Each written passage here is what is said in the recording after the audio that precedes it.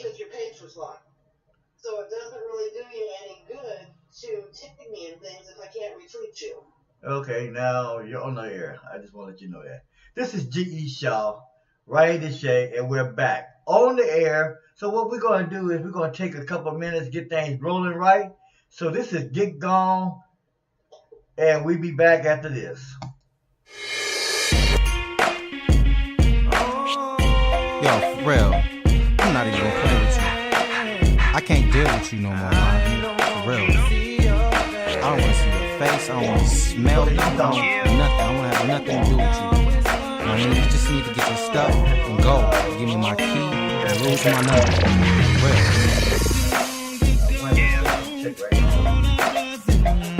You know you like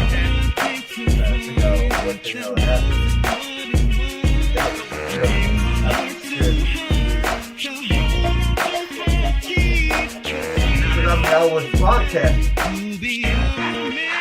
And it wouldn't interfere with my broadcasting as far as shoot the board up and everything. But in the good ways, I couldn't get back to bring the beauty down, bring the levels up, you know, while we're talking and, you know, things of that nature. See, like, you know, like when I'm talking sometimes, I might bring another screen in. Like the weather, you know, I had to do that because the screen was locked. So, still playing in the background. So I controlled the background because it was already set up. So I couldn't get back. You know, I'll have to show you what I'm talking about.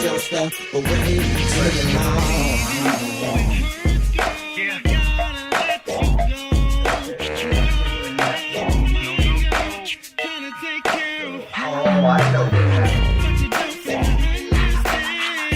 Google couldn't handle the amount of tab they had when they take I don't have it to my tab. I have to to my page. So I can see everything that's going on. And I don't have to really go looking for it. It comes up on the screen. You have to really come down here one day and come down. So it's time to get gone, cause I could've just done too long. And I'm tired of the stress, oh yes. But I'm better off by myself, don't have to worry about nobody else. It's time to get gone, cause I put on with your stuff, but way too long. I'm gonna miss you. Well, things we used to do. That's not enough to make me let you stay. I don't deserve to be treated that way. I must admit that I'm gonna miss you. And all the freaky things we used to do. That's not enough to make me let you stay. So I don't deserve to be treated with me. Wearing different things at the same time. And get on top of that, I have a junk wall. I have a white wall. I don't wanna hear it no more. Cause I'm sick and tired of you. So it's time for you to get gone, cause I put with your stuff away too long. And I'm tired of the stress, oh yes. But I'm better off by myself, don't have to worry about nobody else. So it's time for you to get gone, cause I put with your stuff away too long. It's time for you to get gone, cause I put with your stuff away too long. And I'm tired of the stress, oh yes. But I'm better off by myself, don't have to worry about nobody else. It's time for you to get gone, cause I put with your stuff away too long. Yeah.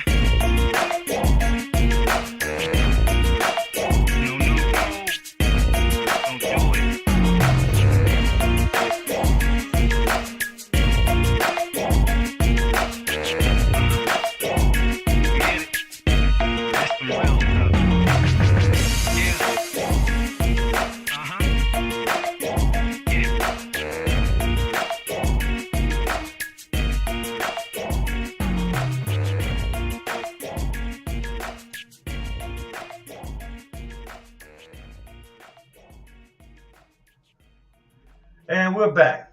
This is G.E. Shaw with Rhani D Chae, evening hour at Sime MIXLR Radio Tonight. And for people out there who don't know or don't usually check out the news on a regular basis, there was a shooting in Northern California at YouTube campus headquarters. And from what we can tell, one female suspect dead, 3 others injured. And as the feeds come in, we'll keep up on that and we'll let you know what's going on at the YouTube headquarters. Which makes me think about some things right now. Was this a disgruntled employee?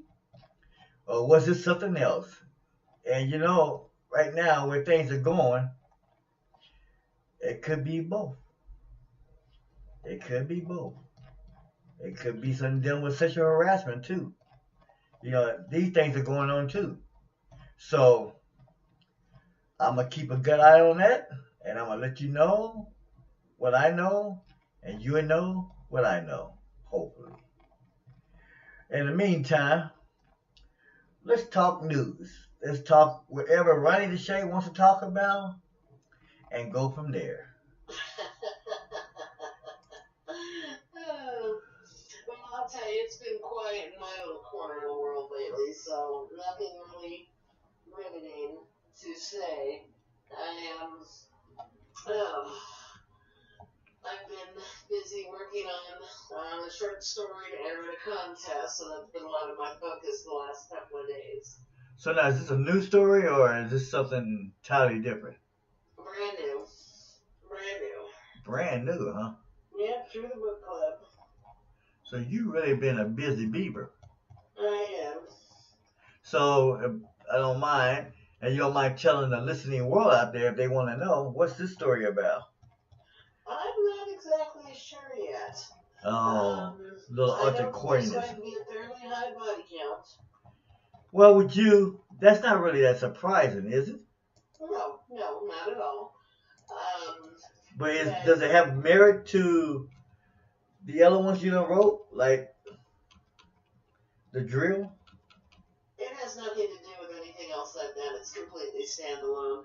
So what prompted you to do this one?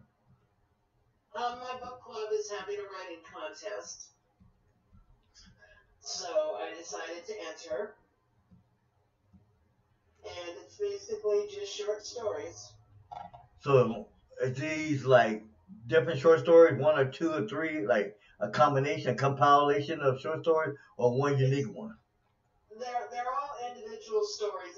We have a time limit until I think, let's see, what are we in? April 1st, May till June 1st. Till Okay. June 31st. I'm sorry, June 30th. So it's however many you can or want to write in that time period. Oh, okay. Impressive. Yeah. But you don't have a title for none of them yet. No, I don't. Not yet. I've only been, kind of blocking out the outline of it. So I don't really have anything worked out on it yet. I mean, I've got a couple of ideas, but nothing substantial at this point. Okay. But, so I have not even really been paying any attention to what's going on in the world of politics or the world of, the country in general. Well, I don't really know what's going on, although I did know about the thing down at YouTube. Yeah, I just came up in the last hour or two. So, Right. as we say, breaking news. And I'm looking right now, I'm going through something else real quick. Maybe we get a better idea of what's going on. But I'm nosy. I gotta know. I mean, it's just part of that journalistic instinct I used to have when I was younger, when I wanted to be a writer. Well, not really as much a writer, but I wanted to be in the know, So I couldn't figure out what I wanted to be and everything else. But you know what? I'm going to keep it going because this is what I love to do. I just realized that now. But So speaking of tell that, me real quick. I mean, have you been doing any writing lately? actually, the one you just, I don't know if you've seen or watched over the weekend, the Easter Sunday particularly. I just released a new remake of one of my poems that went out over the weekend. Got a pretty good hit on it. Cool. Yeah, it was called. But I used to do something like that every once in a while for holidays, special holidays, and it came out over the weekend. I think I posted it on YouTube too, but it's on Twitter. But it was called Easter Lilies, and Okay. you can check it out on there. You can check it out on our website too, because it was one of the promos leading into the Sunday's Best. So it was on pre-recorded. It was live too. Uh-huh. So I might even give you a look at it. And as far as other writers, yeah, I'm working on finishing up the last series in the poetry series, or the Poetry of the Soul series. I mean, the Poetry of the Soul is basically the anchor and the foundation, but it has a series of different books and everything. And once that's released, the last one, there will still be the Poetry of the Soul. I mean, that's me. That's the anchor, like I said, the foundation. But my next project is I'm writing a series of monologues. I don't know yet to what degree. At last count, I have projected out to maybe be 6 or 7 monologues. And they're roughly about maybe 30 or 40 pages. They're going to be, like little monologues or like plays, like little 1 or 2 man skit, 2-person skits or whatever. So one of them is called The Grandfather's Clock. It's a remake of one of the poems I wrote in an extended version. Okay. And one of the reasons that one is unique to me is because how much do you know about the history? There are histories behind everything. And there's also history behind all the stuff I like to write about. You know what I'm saying? That's just me. But no, you're not gonna. Oh, you slick, you slide, you very slide. No. You ain't gonna get me into the Arthur thing. That's no. We're gonna wait for a different day for that. We're gonna wait for a different day. You almost pulled off that one. But I will tell you this since I got started in it. If you happen to do some research and just look up The Grandfather's Clock, there's a lot of mystery that goes along with those old-fashioned clocks. And one of the reasons I wrote, it was a /poem/monologue, and I'm revisiting that and extending it out. Because the myth, well, I don't know if you want to say it's a myth, but the myth of it goes back to ancient times. There's a mystique about it. And the fact that supposedly, though, if you look at or study it or get intrigued into it, you can lose time. Right. It's like think of it like this. Being on stage, being hypnotized. And for that moment, when you're hypnotized, you're in a stasis. Like you're in a different world. Because you're just nowhere, basically. Being controlled, being mesmerized, being like your body's floating. So with the clock itself, there's a lot of history behind it. And I'm trying to bring up one of the poems on it, and one of the things when I talk about it, so you understand what people understand what I'm talking about. Mm-hmm. And mine was based on this philosophy that here's 2 young guys, they're sitting at home, sitting downstairs, and they had just, finished going from their old, from visiting their grandfather's house.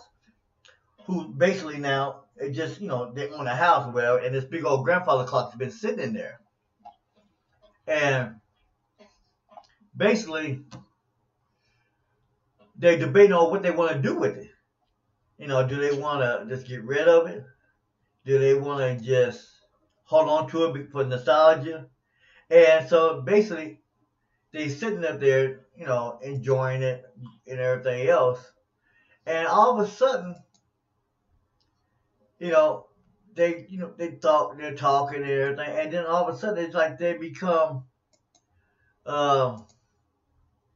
drowsy, sleepy, and then they just basically fall to sleep.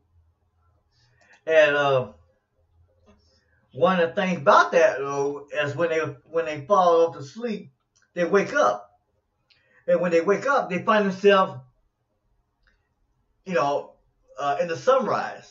The sun was just coming up. So they figured, okay, they had a nice conversation, so they just woke up, and it was like early morning. So they just fell asleep, so they figured it's no big deal. We slept overnight there, so no biggie. We'll just get on up and take care of business. But see, when they wake up, they notice that there's a couple things wrong with this picture. One, the type of vehicles that were outside. Number two, they kept smelling, country fried, like country bacon. And that's no big deal, country bacon. I mean, everybody, has bacon, and everything. But it's just this particular smell of the bacon. And then they hear this person talking in the all far distance of the house. And then they say, no, this can't be right because that distinct voice, sound like their grandfather. And of course, grandfather, hey, he passed away at least 20 years ago. So it sure can't be him. So they just say, okay, I'm going to go check it out, see what's going on, and see what it's all about. And lo and behold, it was a Sunday morning. And my grandpa was one of the type of guys that was dressed. Okay. So like when you think about the old days back in the late 50s, 60s, 70s, even 80s. Well, let's just stick with the 60s and 70s. Going to church, and he was a preacher. So think about that for a minute. And my grandfather was dressed. He always dressed. Had this nice little brim on, this nice 3-piece suit. His shoes were all sparkling shiny. You know what I'm saying? Real shiny. And I'm looking at my brother, and we're like, no. We still, and we shaking each other, slapping each other side of the face. No. This cannot be. This is not the 1960s. No. This is not, no. This is a joke. Somebody's playing a big time joke on us. So we're going to go outside, take a deep breath, go back in. And when we come back in, he's not going to be there. Right. So we come back in, and the first thing out of his mouth is, come on over here, boys. Come on in here. What y'all doing? Come on in. Sit down. We're going to have breakfast. And I'm thinking to myself, what's your name, man? So, yeah, I'm asking him what his name is. Because I'm thinking this is a joke. Uh-huh. And he tells me his name is, Johnny C. Upshaw. And I'm thinking senior. And I'm like, no, you ain't my grandfather, man. What's going on here? Please, I don't want to hear no more. So, at this point, we realize that, time's going by, okay? It's going by. And it's briskly going by. And see, what you don't realize with this clock is it's like a timepiece, but it's a travel piece. So when this clock keeps ticking, you're not losing days. You're not losing months. You're losing years. So that's what this is about. That's all I'm going to say about it. But It was pretty, it's one of the reasons I wrote that. And like I said, there's several other ones I'm looking at. So you just have to wait until it comes out. Don't ask me when, because I don't have a clue. I wasn't even supposed to be telling you that. But see, with me, the reason I say I don't know to a certain degree how things are going to play out, because I look at things with a paradox. What should be and what could be and what really is. Right. So, and a lot of things I do, it's not typical to most people. Like, I don't know. I don't begin to understand how you write. No, you got me going already. See that? I wanted to talk about something else. You got me going into this. I didn't want to talk about this right now. I'm just going to say this. And I'm leaving it like that for right now. When I write, I don't write on the same basis as a lot of people that try to do it to bring a lot of pizzazz and punch right then and there because they're trying to go for the money and the gold. Okay? Everything I do to a certain degree is based on emotion. Motion, heartache, pain, or what I see globally or what I see environmental. I mean, I'll literally sit there and be at a bus stop and something just strikes me, just out of the blue. Case in point, I wrote this one, and that's all I'm going to say about it, Rhani. What? That's all I'm going to say. You ain't going to get me to talk no more about it. Okay. One of the things I wrote was called Shadow Warriors. And the reason I say I write things that as they come is I just happen to be, at a bus stop, a big old transit center. And you ever walk around, seriously, you ever walk around every once in a while and then gaze down at the, when it's a nice sunny day outside, and you just happen to gaze down at the sidewalk or just the street in general? And you ever notice and watch people as they walk? And I'm not talking about walking and watching the people individually, facially, as you see them. I'm talking about watching their shadows, how their shadows cast certain images. Have you ever noticed that? Have you ever watched that? Yeah. Or look at that? And how the shadows represent something entirely different from the way they actually look in real life. They always say that, like when you talk and you hear yourself in a recording or being recorded or in a microphone, your voice sounds entirely different from the way you talk. And it's kind of weird because you have to get used to talking in front of a mic. I remember I told you that? It took me a while to get used to being on live and talking in front of a mic because I'm always hearing this voiceover and this echoing sometime in the background until I started getting more calm and relaxed about what I'm doing. Well, think about this. I'm sitting up here and I'm walking around and people think I'm nuts. I know they are because all of a sudden I pull out this pad. I'm always carrying a pad, a smartphone, a smart tablet, or something around. So I'll sit there out of the blue, just out of the blue, pull out a pad or a smartphone or my tablet, and I'll just start writing right out of the blue, or taking pictures of what they think is kind of nuts, of concrete. But it's not the concrete I'm taking pictures of. I'm taking pictures of all these little shadows, so I can keep in mind what was going on at that moment.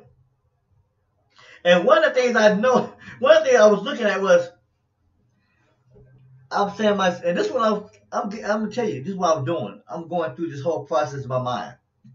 And I'm always thinking about something on a social landscape. I'm thinking, I see black, I see white, I see Asians, yellow, red, purple, all sizes, all genders, all weight sizes, body shaved, and I'm thinking to myself,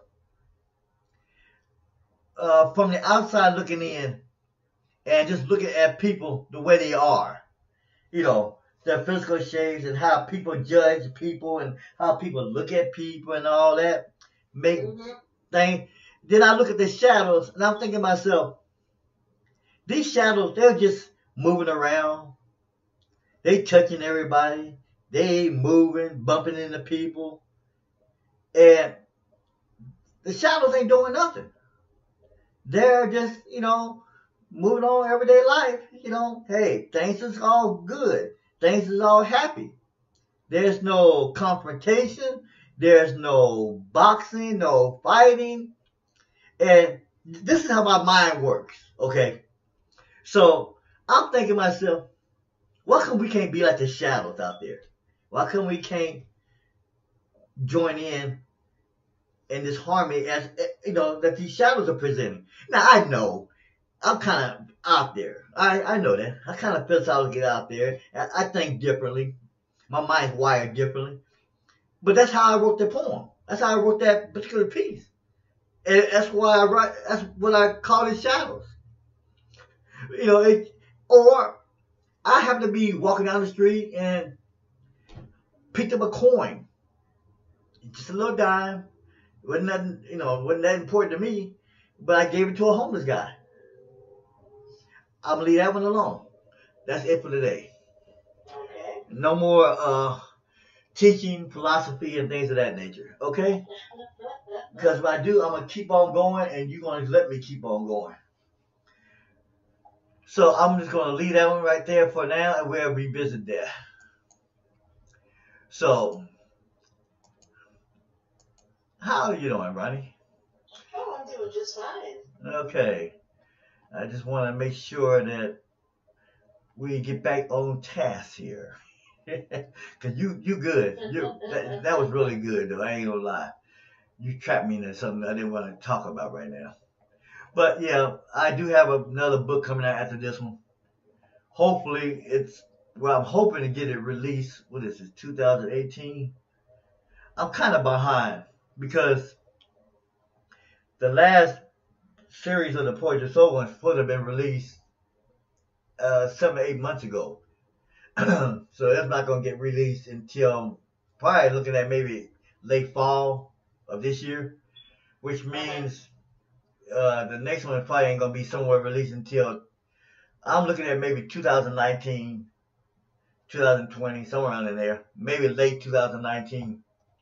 It just depends on how fast I can get that concept and how fast I want to, write it, because I do a lot of research when I write. Because a lot of stuff I write about is based on history, based on, facts, based on what I believe, and based on a lot of social dichotomy. That's just what I write about. But like I said before, I will send you a link to my books. You can look at them. I was supposed to send it to you. I haven't did it yet, but I'm sending it to you tonight, or whenever I get done with this. But now, let's get back to ongoing stuff right now. And it gave me time to pull up some stuff here from CNN. And let me see. This was just reported from CNN 5 minutes ago. The female shooter at U2 headquarters was identified, so they know who she is now. And the woman who shot 3 people at U2 headquarters in Northern California has been identified as, I know they're gonna eat this up. I already know that. People are gonna eat this up. And I'm not gonna try to kill this name, but I'm gonna try to make it a shot at Nazim Adam. Evidently, it's Middle Eastern type name. Okay, so that's all I'm gonna say about it. Because if I try to tear this name up anymore, I'm gonna look bad. But identified as Nazim, all right. 2 law enforcement sources told CNN. And the okay. I'm looking at what they're saying right now. Huh. There was a shooting at YouTube. We already know that. Somebody's talking about it right now. I got it on my TV screen on the left-hand side.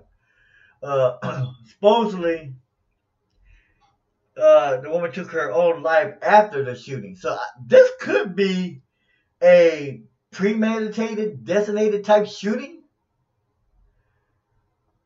Because after she shot the 3 people, she turned around and shot herself. Took her own life. She was found at the scene and appeared to have killed herself with a handgun. But the investigation is just beginning. So don't take it from Mr.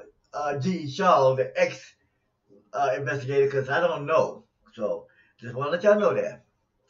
But it just sounds like that's what's going on. Because normally, if you shoot 2 or 3 people or, or whatever, and then you turn around and turn the gun on yourself. Because normally, if you're going in there with the intent for something, you're not going, until you get it done, you're not going to change. I mean, what would be the point? I go into YouTube organization headquarters. Did I turn around and kill myself? Okay, so why? What would be the point of you just going into a headquarters, YouTube headquarters, and then, are you saying you accidentally shot these 3 people and then you turn around and realize, oh my gosh, I shot 3 people. I'm going to kill myself now. I don't think there was any accident about it. I think a lot of people are smart enough to know that once they go in and they shoot these people that they're not going to get out free. And they're making a statement of some kind, death before dishonor kind of thing. But here's the thing. We know very, very little right now. No kidding. I'm just making speculation like everybody else is doing.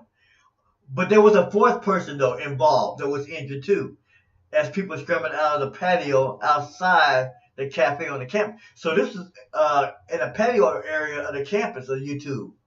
Now, I've never been to YouTube headquarters, but I heard that's a pretty extravagant campus in California, Northern California. They can rival Microsoft in that regard. Because if you've ever been to any of the Microsoft campuses, it's ridiculous. Okay, their headquarters, their campuses are set up like. Think of it like this. Think of it like a little tourist resort, but you go in there to work. They have people that come in and get massages on campus there while they work. I mean, Microsoft, I don't know. If you ever get a good job landing in Microsoft, I don't know why you would want to quit. I mean, seriously. They get masseuses in there? Come on now. Now, I don't know if it's for the hierarchy or not, but, hey, having somebody come in and give you a massage, hey, I'm kind of stressed. Can you come in and give me a massage while I'm working or during my break? I mean, really, the shooter is believed to have known at least, here we go. The shooter is believed to have known at least one of the victims, 2 law enforcement officials have stated. And this is coming from CNN. Huffington Post is reporting basically the same thing. So like I said, don't shoot the messenger, people. I read and I do the research and I check out from different networks. And Huffington Post is basically repeating the same thing. That the individual knew one of the victims. Right. And normally what happens in these type of incidents is usually related to someone they know or some type of relationship or somebody did something to somebody and things of that nature. But I don't want people going gun ho because of the fact that the name seems Middle Eastern. You know what I'm saying? Right. Because then the next thing you're going to be talking about is, okay, I can see it now. Let's start exporting all the Middle Easterns with that name or similar names out of this country. Because they're about ready to commit a terrorist act on United States soil. I can see how this could lead to a bigger problem. ask you this. If this was a Muslim country, and we had some nutbird American over there who decided, I don't like the people I'm working with, I don't like how much they're taking out for taxes, I'm going to go into my job and I'm going to kill a bunch of people, what do you think is the first thing that the Muslim news and, all of that would be talking about? Crazy ass Americans. We need to start killing all the Americans that are in our country. Okay, but see, here's the thing, though. And I think we discussed this once before. I understand what you're saying, and I understand where you're coming from, but I always look at two perspectives, and that's just the way I look at things. When you look at the U.S., okay, and then you look at a Muslim country, all right, let's just say Saudi Arabia, that's the first thing that came to my mind. I understand that. I can see them trying to kill every American if something like that happened. But here's the thing. We got to first define one thing here. And I think me and you had somewhat of a discussion about that. We already have military bases in some of these Middle Eastern countries, correct? Right. So, from my perspective, and I'm not trying to be anti-America, but from my perspective, we already have, to a certain degree, their justification for why they don't want us in their country. Okay? That's just my perspective. Now, what you just said is a valid argument. The problem is, I look at it this way.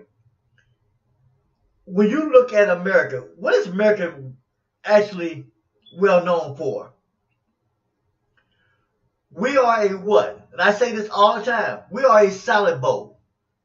Right. Of ethnicities, cultures, whether randomly or imported or chained in.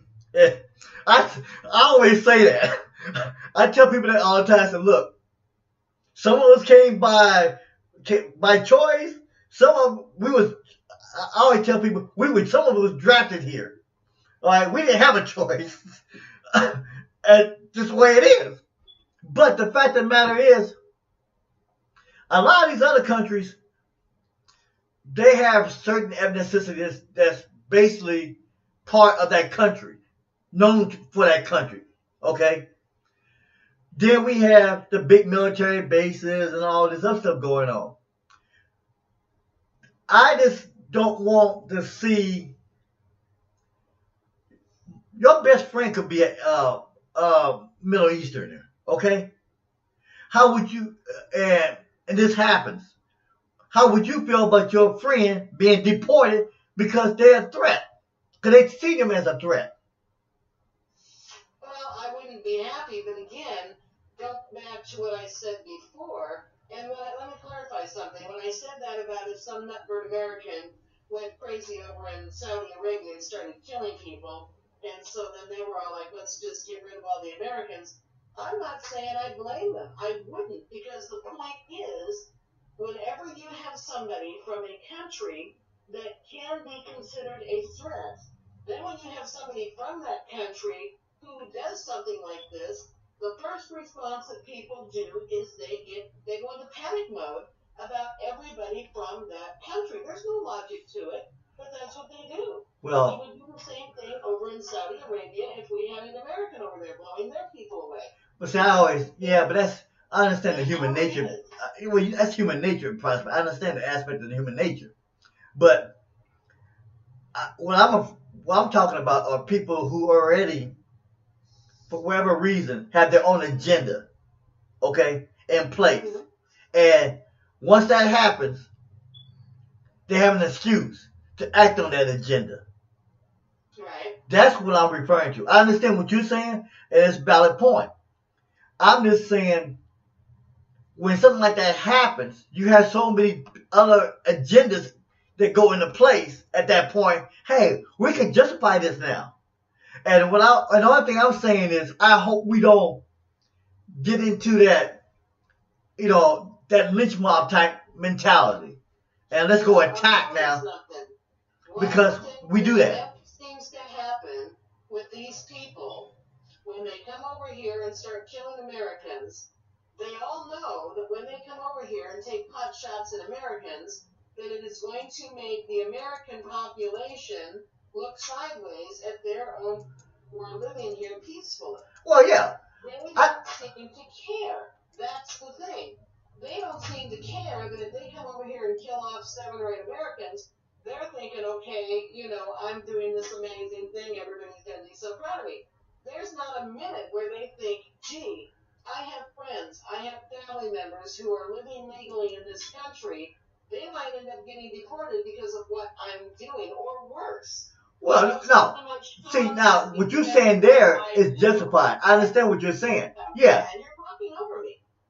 But they don't think about that, Well, yeah. Okay. But like I said, excuse me for saying that. But my whole point is, I understand that. I don't have no problem with that. Okay? That's not what I'm saying. I'm saying all the time we do get to these problems where we try to justify it as something with an agenda. And that's true. But we are no different than any other country when that happens. That's what I'm not hearing from you. Every country that has some sort of situation like this react the same way. And I don't expect the American people to react any differently than anybody else would in any other country under the same circumstances. No, I understand that. And I'm not disagreeing with that. I'm just saying, personally, I just don't hope we don't react that way. That's all I'm saying. I'm not saying that they don't. I'm not saying that. Say what? I said that's exactly how they're going to react, and I don't blame them. Well, I would blame the Saudis for doing the same thing if an American was over there killing people. This is the thing. You have somebody from a country that is conceivably a threat to us. They're sending people over here for no reason other than to kill Americans, and yet you don't want the American population to react out of fear or panic and start deporting these people. Okay, let me rephrase it. Let me put to you this. Okay, no. Let me rephrase this. Okay, because see, now we're gonna get it. No, what I'm saying, and I'm sticking to that. But what I'm saying is, when something like that happens, it doesn't make a difference if you have a name that's similar to that, or a name, or you look a certain way, or your color resembles somebody. Then you start just making harsh judgment on who you think should be deported, or if you look a certain way. No, because if there was somebody threatening me or my family, and I think there's a problem, then they're going to deal with it. But what I'm saying though is, because I've been in that predicament too many damn times, where something happens, the first thing you do is you start looking at me and judging me for the way I look, assuming I'm a certain race or nationality when you don't have a clue. And you start making harsh judgments. It's been done more than once. I've been victimized to that. And all I'm saying is, I hope cool hands reveal instead. That's all I'm saying. I don't think that's going to happen. Because they're continuously, and this is the thing I don't understand. Okay, when there are people, whether they're, let's just use the black people in this country, because that's one of the groups that gets profiled a lot, or whether it be the Muslims from another country, because that's another group that gets profiled a lot. When there are people from those particular groups, and I know there's many other groups, I'm just using those to keep the list short, but when there are people from those particular groups who are wreaking havoc, why is it that the other people who are trying to live in peace in this country, that are not part of whatever radical fringe group these people might belong to, why is it that the other members of that particular group don't stand up and say, wait a minute, we don't want our people doing this because it puts all of us in jeopardy? You don't hear that happening very often. I beg to differ that, but because I do, me personally, I do, but we all have blinders to certain things. I mean, I beg to differ on that one. I'm just going to hear any Muslim group stand up when one of their people comes over here and blows a bunch of people away. I've yet to hear anything from any Muslim group saying, we denounce this person. You ain't never seen some of the you try to tell me you never heard. I haven't heard it. You have never heard it. I have. I've seen it. I have not. I even seen rallies in regards to that. Now, does that mean it's going to stop it? No. No, it's not going to stop it. But I have seen it. So I'm not going to sit there and say I haven't seen it. When I have seen it, and I've seen it in my own eyes. And been privy to that. No. But now, does that mean everybody thinks that way? No. Does that mean that just because you didn't see it, it doesn't happen? No. I understand that. I just, every time I see something like this go on, it's either some cultural problem, some nationality, some gender, some race, some ethnicity that's involved. It always happens. And I'm just getting to a point where I'm fed up with it. Well, I think a lot of people are fed up with it. I'm fed up with it. But it's not going to change because nothing is being done because everybody's faith in a G. If we do anything to anybody from this group, then, it's not politically correct and you're going to have all those bleeding hearts people saying, oh, you can't deport these people. Well, you know what, then, if that's the case, then why don't we just deport everybody back to where they belong? Okay, if they want to get technical about it, I mean, technically, this country was never ours in the beginning. There are a lot of people who are not from this country that are here illegally, that are in jail for acts of violence. And when you start talking about deporting these people, all of a sudden you have these sanctuary cities rising up righteous saying, oh, you can't deport him. Okay, now, see, that's a different story. Okay, I'm not saying don't deport people who don't supposed to be here illegally. That's not what I'm saying. Oh, I know, but I'm just saying, every time people start talking about deporting the people that are here illegally, they're in jail for committing violent acts, and all of a sudden, all these bleeding hearts are jumping up and down yelling, poor little Sahib never had a chance, you can't deport him.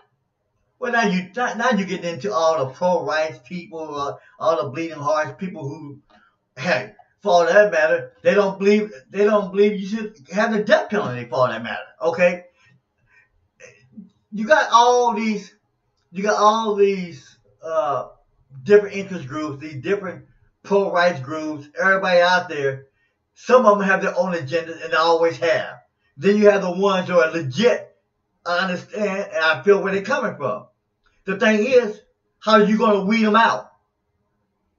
How are you going to weed out who's legit, who's real, who's believes in what they believe in, and the ones that don't? They're like little weeds inside the grass. That's very true. Okay? I mean, we both had the same conversation with Trump. And we have different views about Trump, but we do come together on one thing. We believe Trump believes what he believes. We believe that his mindset and his psychosis is about that he believes the crap he's talking about. Whether it's right or wrong, he believes in that crap. He absolutely does. Okay, so there's a difference between somebody who's I'm not no. Let me get it. Let me restructure that statement. Cause I don't want nobody coming out there looking at my door and the FBI sitting outside. Can we arrest you now, sir? No. All right. So let me rephrase that statement. Trump has a platform. And his platform is way different from any other person I've ever seen. Okay. But his platform is also similar to the way he ran his organization in civilian life.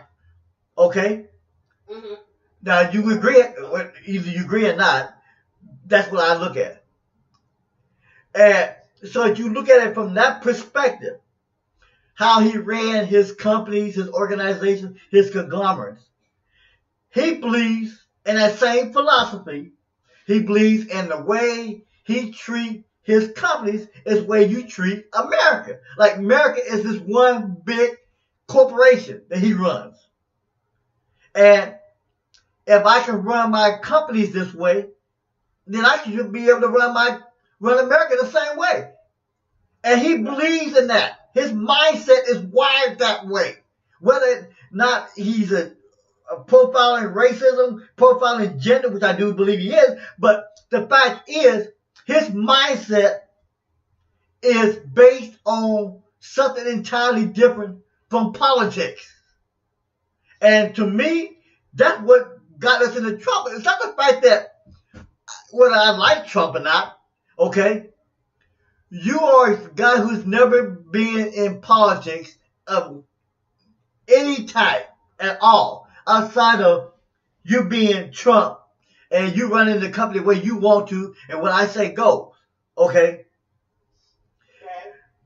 And when you start looking at his administration and his cabinet, if you pay attention to some of the stuff that's going on, there's been a mass exodus of his cabinet members and his staff members going out the door. Yep, that there has. Okay? And this is not something I'm making up. There is a mass exodus going out that door. And probably more so in the history of America, as far as I know, I have never seen that type of exodus out the door. Either some of them being terminated, some of them just leaving, some of them probably think if they stay there long enough, they might kill the man. I don't know. Okay? And notice what I said. Might. I did not say that they were doing it. So I do not want nobody at my doorstep saying I am orchestrating a coup. Because I know y'all. Y'all be at my door real quick. But the whole thing is, when we deal with certain people, you have to understand their mindset, or try to. And with Trump, his mindset has never really changed. No. Okay?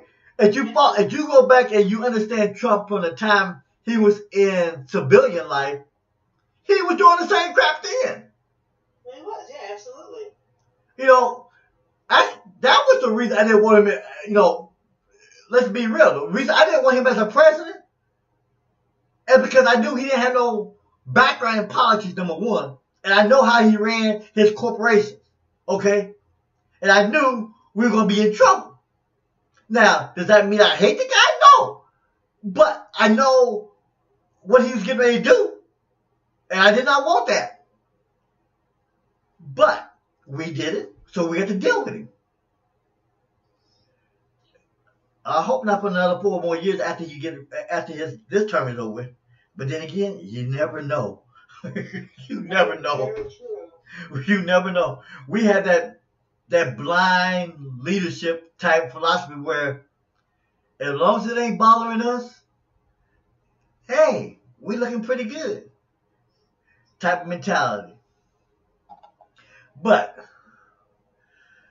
back to YouTube and the things going on there.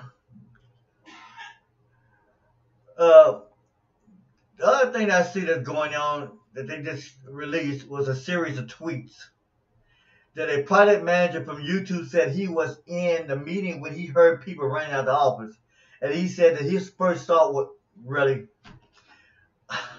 okay. You know what his first thought was? It was an earthquake. Oh, okay. I guess if you look at it from the stampede of people running out of the building, I guess it could sound like an earthquake then. But come on. Yeah, I can see that. I guess you want to look at it that way, but if you're referring to an earthquake because you heard a gunshot that sounded like an earthquake, come on, man. Seriously. Seriously. You've been watching too many movies on TV. He wrote, we headed toward the exit and then saw more people, and someone said that there was a person with a gun. This came from Ty Sherman, the product manager.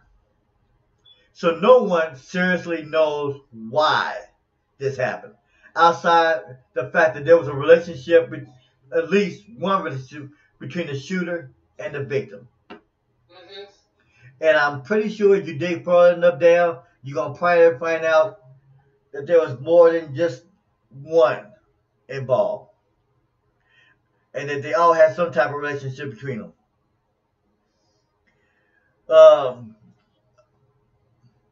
And I'll catch up with that and see what else is going on a little later. That is the latest thing that came in from CNN and Huffington Post. We got also NSNBC reporting us that okay, that Trump under investigation but not criminally targeted. What? What? Trump under investigation but not criminal target. Oh, okay. Okay. That requires a little bit more looking into. Okay. I didn't want to mention it until just now. This was reported just now in regards to the YouTube shooting. Mm-hmm. The YouTube shooting at HQ related to domestic dispute. Oh, okay. I was going to mention something like that, but I was like, that'd be careless for me to say that. But that doesn't really come across as a really complete shock. I mean, think about what we've been dealing with over the last few months. A lot of domestic type incidents going on, domestic violence, cheating on who, harassment, whatever the case may be. They all come under the same umbrella. So is that too much of a shock? No. If that's the case, and if that's what happened, that just means it's possible that the other victims involved were, I hate to say it that way, but just happen to be victims of, of the carnage. I mean, I hate to say that because it looks like it might be what it was. Unless they all, yes. And if that's the case, my prayers go out to everybody out there, even the ones that die, even the victim, even the suspect. I mean, you don't know how people react in a domestic dispute. Okay, some of them not mentally stable enough to deal with it, and then you have that, that little trigger in their mind go off, and it's done. And like you said, once it's done, they don't see nothing else to live for. They take their own life. The sad thing about it, say what? I said that is very true. I mean, the sad thing about it is, I hope there were no kids, no offsprings that they left behind. I mean, that's where all the damage comes in at, that you have to try to repair in some way. I would like to get in that somewhere down the line too. I mean, because when I think about, because I deal with a lot of things, and I told you part of it, and it's something I want to get more into, but this is just not the time to do it. But, when your mind snaps, I mean, what else can you say? Maybe we could have made sure that there was no weapons around the time, but come on, this is a grown person. Okay, so how are you going to excuse them from not having a weapon? I mean, how are you going to keep them from not thinking about that?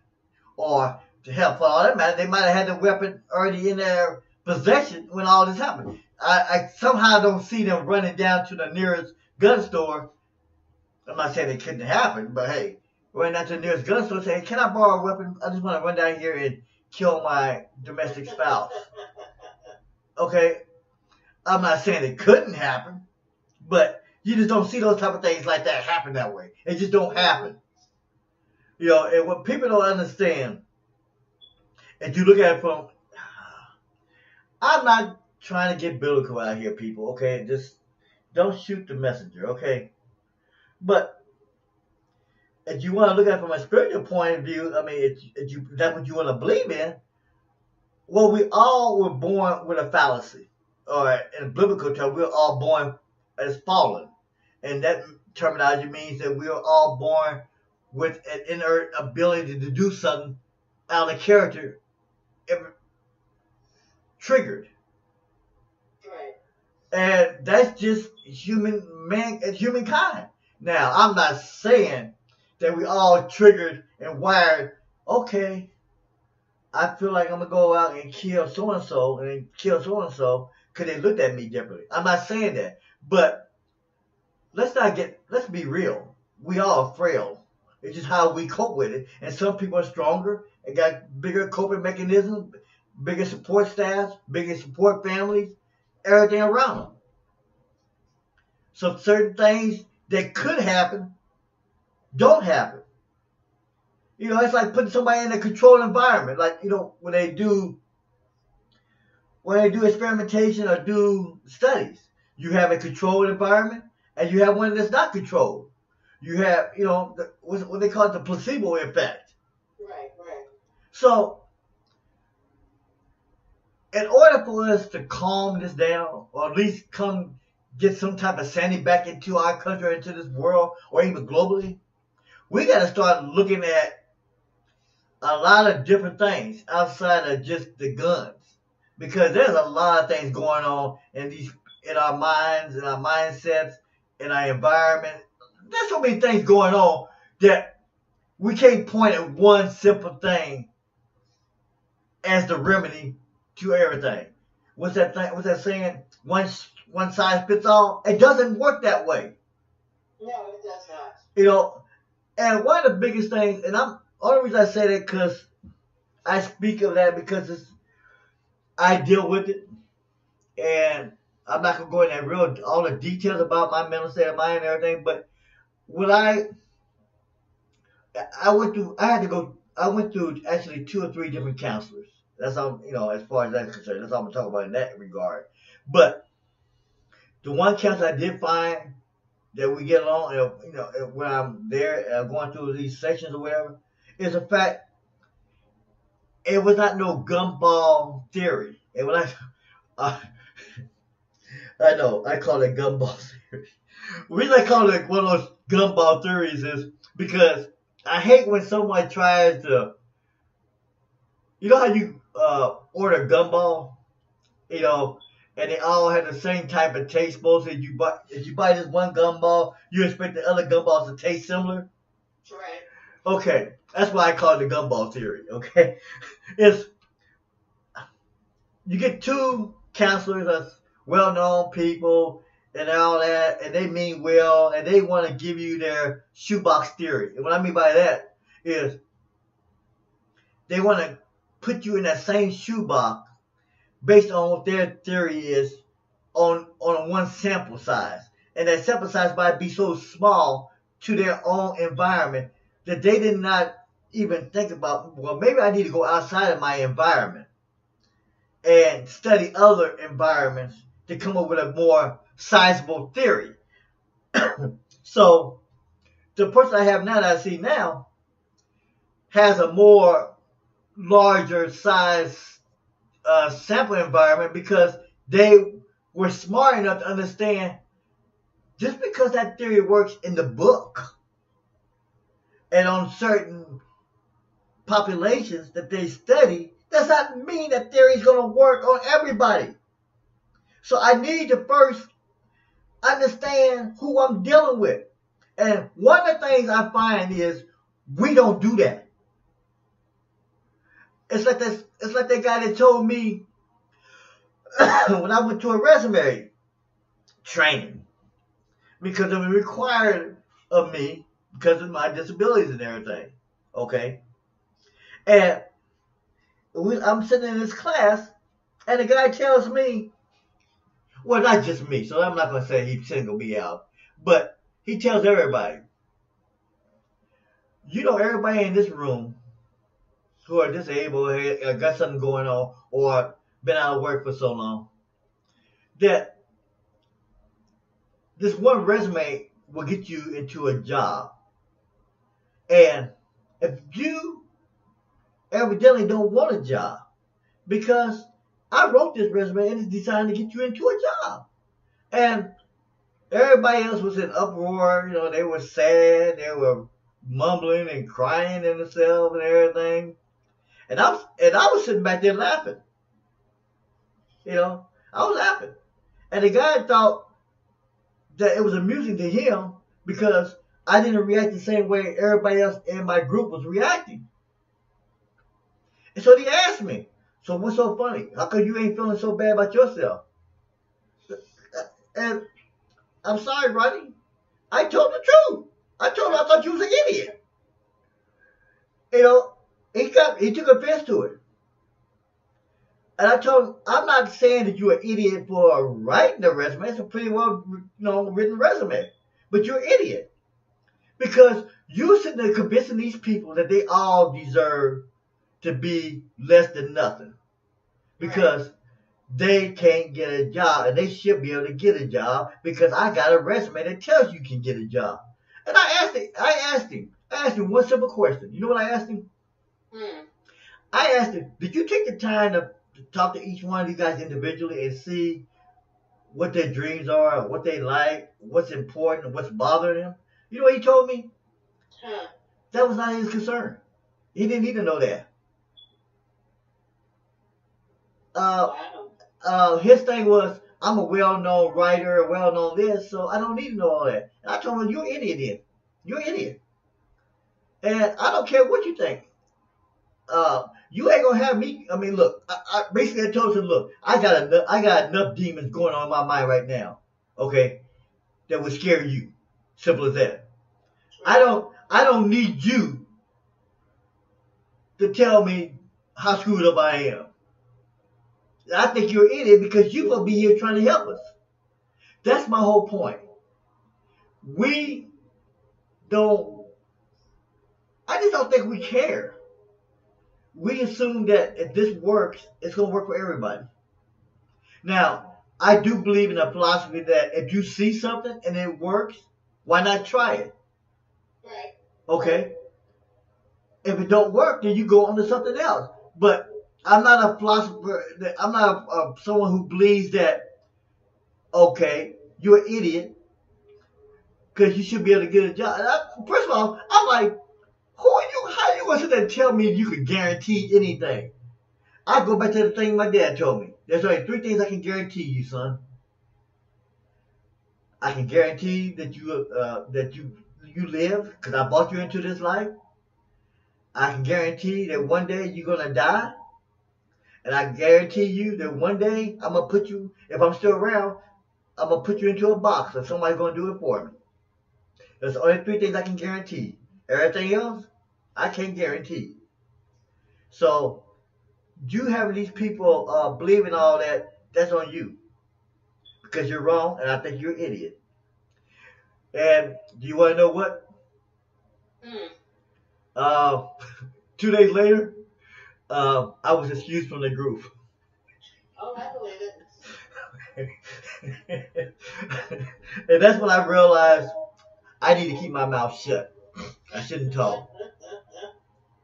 So when you sit there and told me from the very beginning, when I said I'm gonna try to do this, I don't know if I can do it because I don't like talking. That's one of the reasons I don't talk a lot. Because I do remember that in my head. I'm getting over that. I'm dealing with that. But that's one of the reasons I don't say too much of anything. Because I figured, as long as I don't say nothing, I don't get myself into trouble. Even though people would rather me talk, like you. Well, you run a radio show, dear.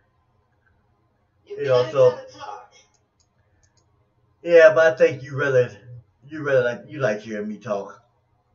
I do, but that's kind of the whole point of running a show like this. Well, So now the show was based on letting people know that they're not alone. Right, but you do that by talking to them. Well, yeah, sort of. I'm doing that. I'm trying. But it's not about me. It's about you, Rhani D Chae. No, it's kind of not. Yes, it is, because you are the spokesperson of the evening show. You are the well-known author. It's not everybody involved. It's together that we are making this show what it is, and that's as much you as it is anybody else. Yeah. And honestly, I have to say, since we first started doing this show, you have gotten so much more relaxed and so much more at ease on the show. It's impressive to me. I'm very proud of how far you've come since we started this. Well, yeah, you're right, and I admit that. I finally got to a point in my where I realize now, people gonna, as my brother said, they're gonna judge you no matter what. That's very true. They're gonna judge you. If they like you, they're gonna judge you. If they hate you, they're gonna judge you. So you might as well just be you. Yeah, exactly. So that's basically what I'm trying to do. But my biggest thing, like I said before, that people don't know, and it's been on some of our promos, is I wanted to provide a platform for everybody. Because let's face it, how many times have you wanted to say something, to voice your opinion, but you had no platform and nowhere to voice it to, or anywhere where people listen to it? So, one of the main things I wanted to do is create a platform that goes out globally, nationally, worldwide. I mean, this show is broadcast and then repeated, recorded on a podcast, and it goes out all over the world, not just here in the United States. And you have a chance to voice your opinion. Now, whether or not you feel like that opinion is being heard, as you put it, one voice hooks to another voice, another chain, and another one. Maybe together, we can make a difference. But if you don't say nothing, then you shouldn't be crying and complaining, I guess. That's very true. Well, this is G.E. Shaw, Rhani D Chae. I will be back in 10 minutes to close this portion of the show. And maybe my head will still be on by the time I get back if Rhani doesn't cut it off. This is G.E. Shaw, Rhani D Chae. I will be back in 5, maybe 10 minutes, but we'll be back.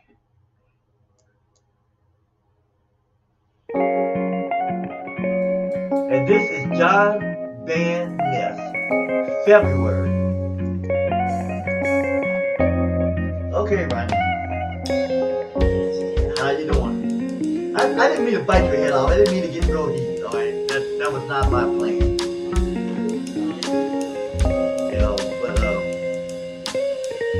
Pull down the shades and turn the lights down low, with nothing to do and nowhere to go. I know I gotta leave here. I'm thinking of you,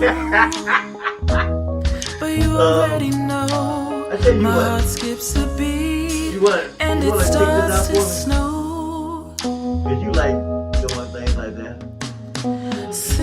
I'm gonna send you a link. I want you to read the comments this guy has on it. And then you can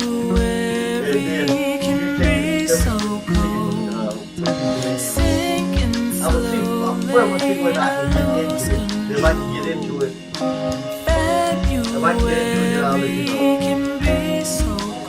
It's funny though, so I have to say this guy has on here double X-rated and then add women born on me.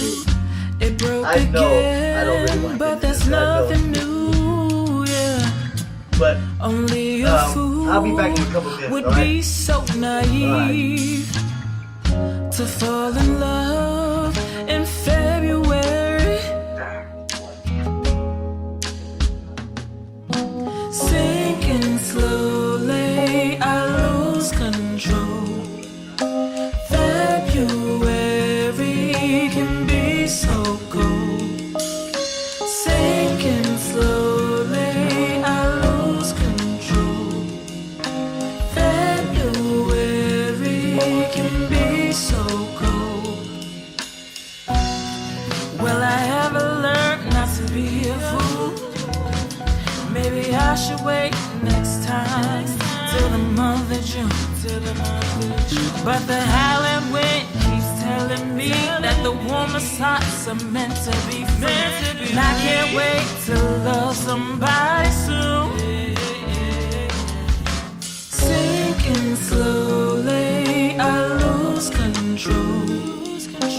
February can be so cold. Sinking slowly, I lose control. February can be so cold. Sinking slowly, I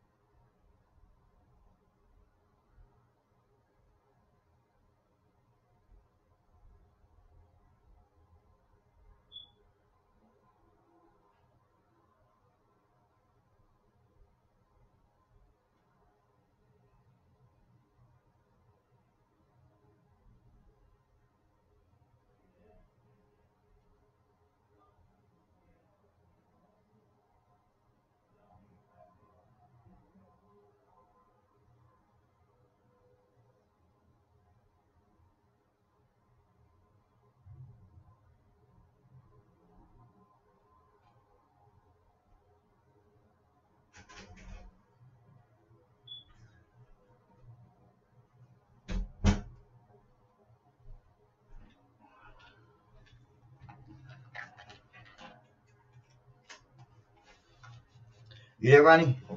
Yeah. Okay, sorry about that. Okay. No, my daughter was throwing up. Hmm. That's not good. Well, I took her to the hospital this morning, and she gotten worse. Hmm. Well, I think it was a combination of the pills she was taking too. Yeah. And what she has strikes me as vertigo. The house, you know, the wall, everything's spinning around. She dizzy, she can't stand up. Right. And everything, her blood pressure everything was great this afternoon. Everything. I told her, I don't know how the hell blood pressure is going to determine. Well, it does determine a lot. I ain't gonna lie, but she has, but her mother's taken her to the hospital. But it sounds just like vertigo to me. Yeah, it does kind of.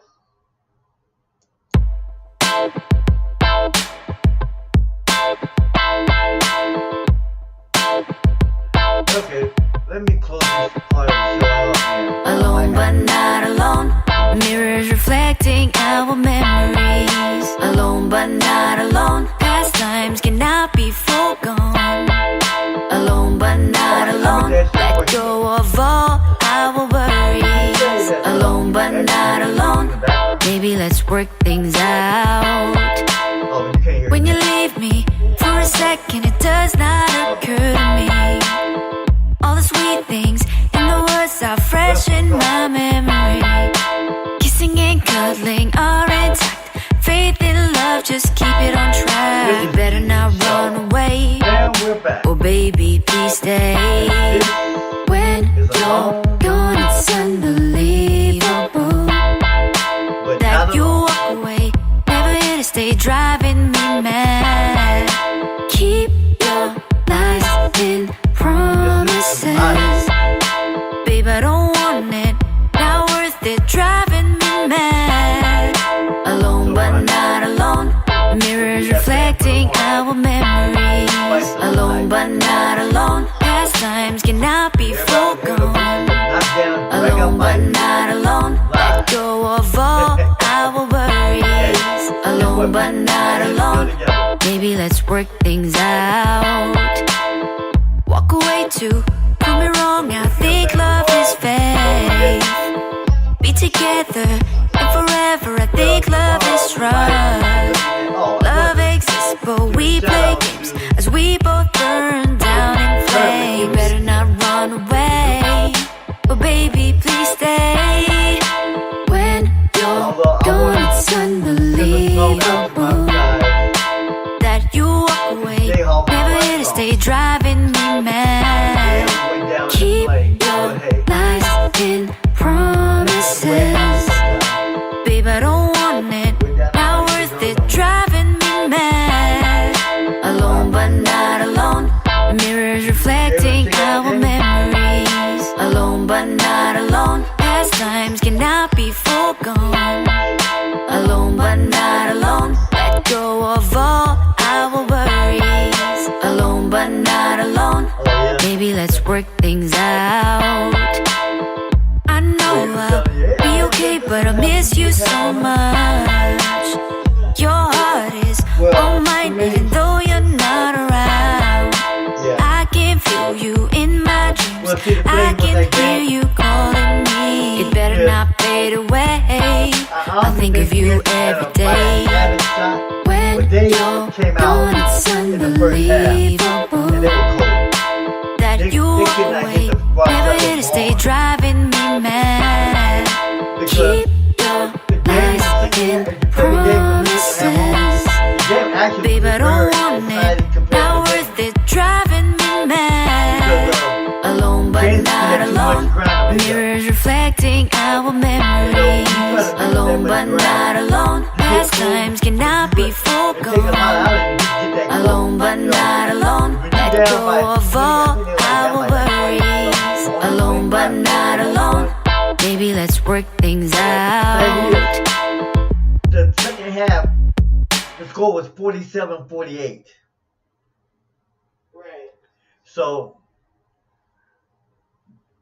I know you can't just take away the first half and say, let's play the second half. I know that, people. But when you look at that game and you justify that game, here's the thing. I did not expect Kansas to go that cold. And they had a lot of open shots. Now, don't get me wrong. Villanova played a hell of a game. But they had a lot of open shots that they missed. And they were like missing all over the place. But I want to say one thing. I want to give a shout out, though, to my boy. I followed him when he got to Kansas. I think he's going to be surprising to a lot of people in the NBA. Whoever picks him up, whoever drafts this kid, Devontae Graham, he's going to be a surprise to a lot of people. A lot of people don't think he's a pure guard or pure shooting guard. Don't think he has that quick step. But I'm going to tell you, a lot of people said the same thing, and I'm not trying to put him in the same comparison with Michael Jordan. There's no way. Michael Jordan is probably going to go down as probably the greatest ball player to ever play in the pros, college. He was a freak of nature, okay? Like LeBron James is a freak of nature, all right? But when you look at just a guy who's always been told he's second best or third best, I'm telling you, this kid can play. And I think he's going to explode in the pro ranks. I really do. I have to give him credit. Devontae Graham had a hell of a game. He just didn't have enough to bring it all the way home. His friends didn't show up. Well, I ain't going to say his friends didn't show up. His friends just went cold. But in the second half, it was a very entertaining game. And Kansas tried to make a run. But, you know how some teams are destined to be there? Villanova was destined to win it all. And they did. But I got to give a shout out to Kansas, Michigan, Loyola, Chicago, and the Nova boys. Although, I really hate saying that. I really do. I thought this was Rock Chalk Jayhawk time. But guess what? We will be back. Believe it. Take it from me. We will be back. But outside of that, this is G.E. Shaw, Rhani D Chae. She's exiting out the door. She's going to leave me for the rest of the night. But we will be back tomorrow. This is G.E. Shaw. And this is I'm not kidding, Bully Tumbling Down by Eugene Williams. Taking care of those bullies. And we'll see you tomorrow. I'll be back in a few minutes with the remaining part of the show. This is G.E. Shaw, Rhani D Chae.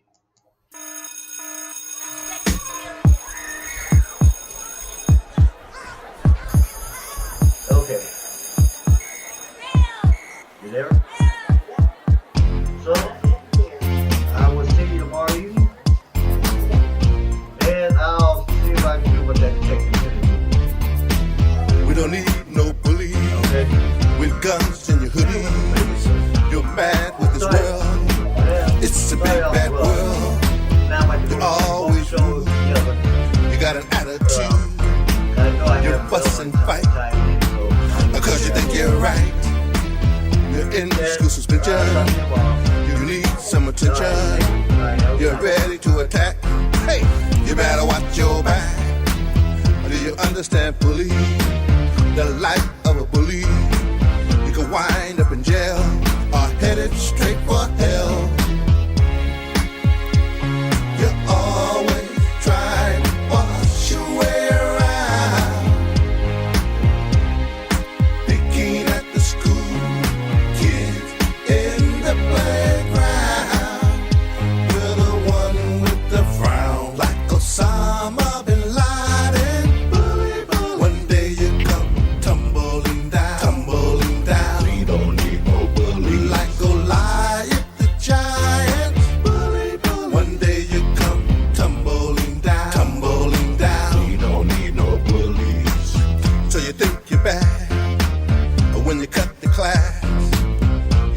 have to admit you. Today you got the attention. You're playing in the hall. You're writing on the wall. You're acting like a fool. You won't obey the school rules. You disrespect the teacher. On the test you're a cheater. You're always in trouble. Nothing but trouble. Here comes Willie Bully in this game, man. Yeah, they always trying to boss people around. I'm getting out of here. See you later. You're always trying to boss your way around. Picking at the school kids in the playground.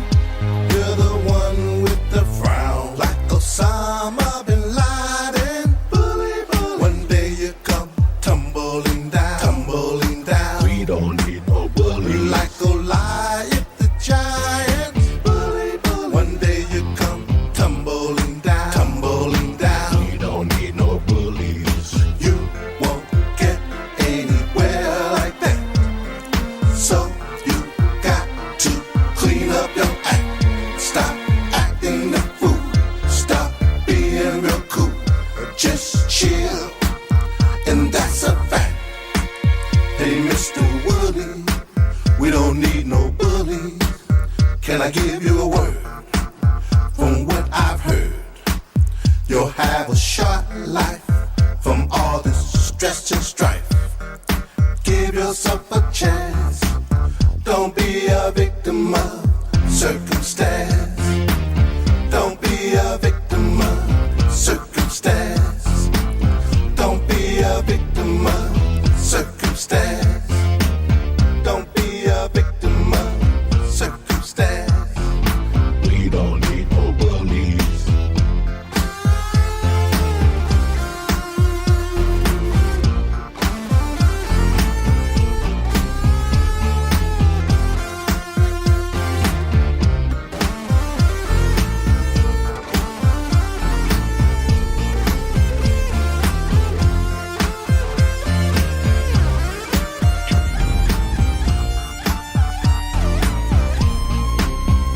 Like Osama bin Laden. One day you come tumbling down, tumbling down. We don't need no bullies. Like Goliath the giant. One day you come tumbling down, tumbling down. We don't need no bullies. Like Osama bin Laden. One day you come tumbling down, tumbling down. We don't need no bullies. Like Goliath the giant.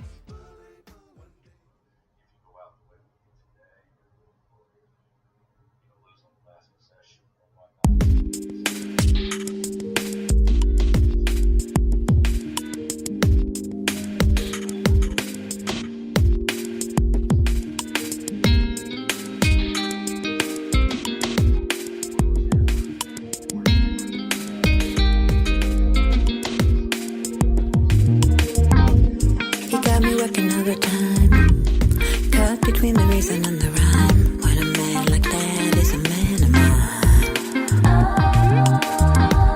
he got me tripping all over my feet, and you know my smarts ain't straight. But a good man is hard to find, so I'm holding on. I don't think it's wrong if I'm not that strong. Nobody said it has to last forever. So I'm holding on, I don't think it's wrong if I'm not that strong. Sometimes things get bad before they get better. So he's from the wrong side of the tracks. I try not to think about that and relax because of the way he makes me feel. Yeah, I'd love to find a person who is perfect in everything they say and do, but you know perfection's never real. I know. So I'm holding on, I don't think it's wrong if I'm not that strong. Nobody said it has to last forever. So I'm holding on, I don't think it's wrong if I'm not that strong. Sometimes things get bad before they get better. There's been times when I lost my mind, but I've been putting in overtime.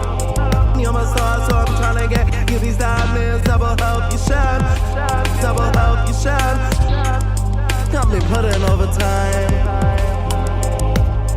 Got me putting overtime.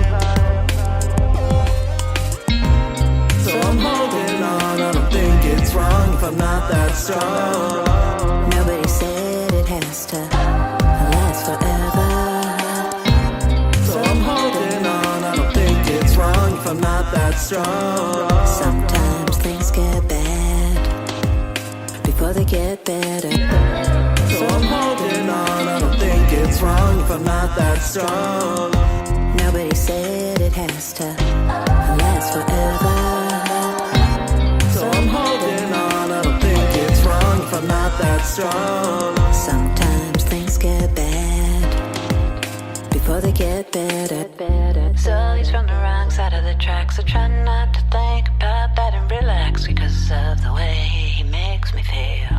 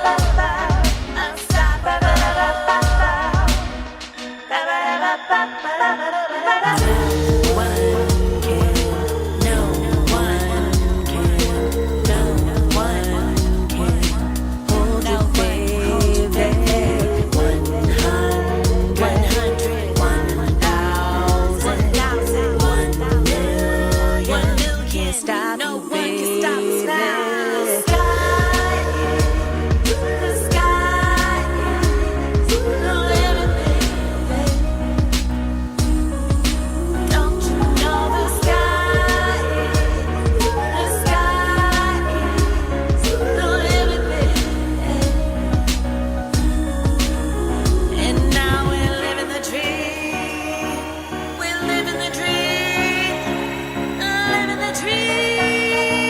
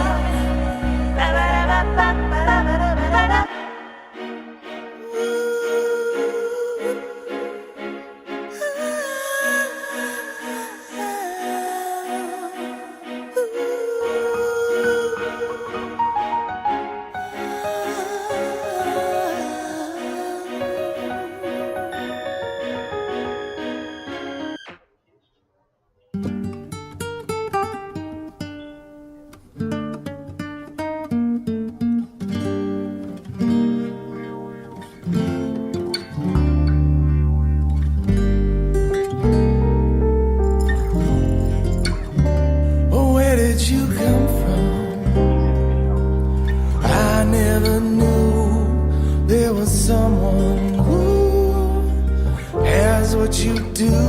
Turn me up, turn me on, till the morning you rise and you're gone. Dancing flames burn us alive. Dancing flames, you mesmerize. Dancing flames, your smoke carries our souls away.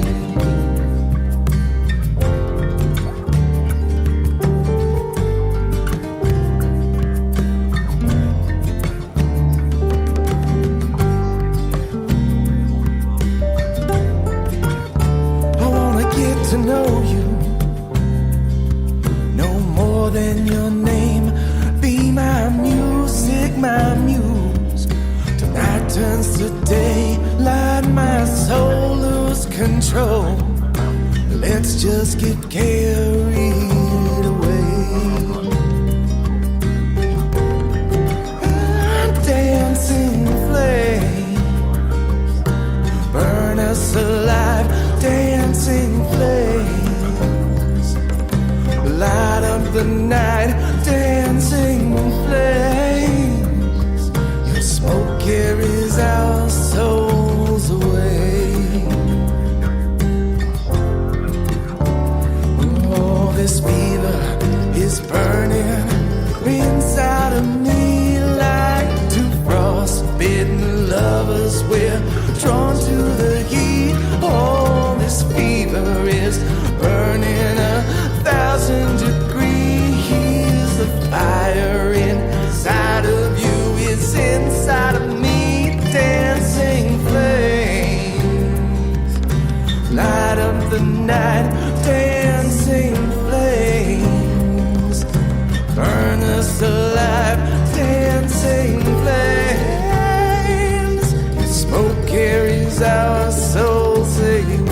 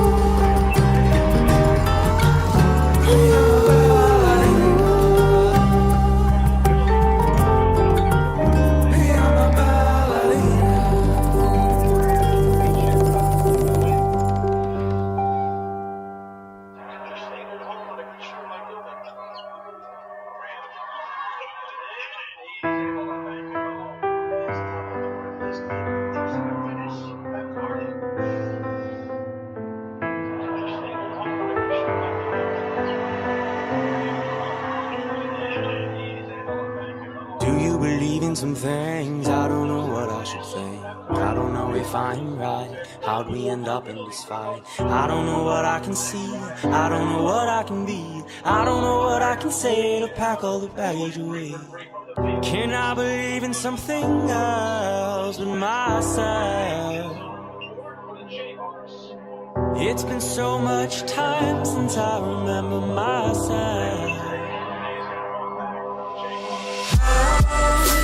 We get so far from young.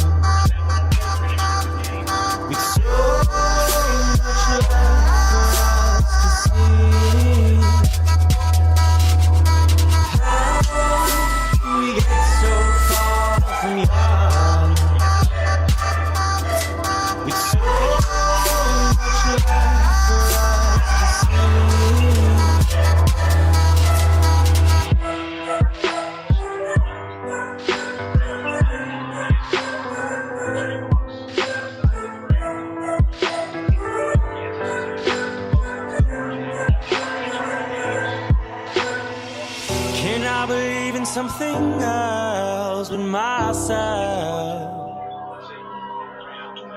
It's been so much time since I remember myself. How did we get so far from young? With so much love for us to see. How did we get so far from young? With so much love for us to see.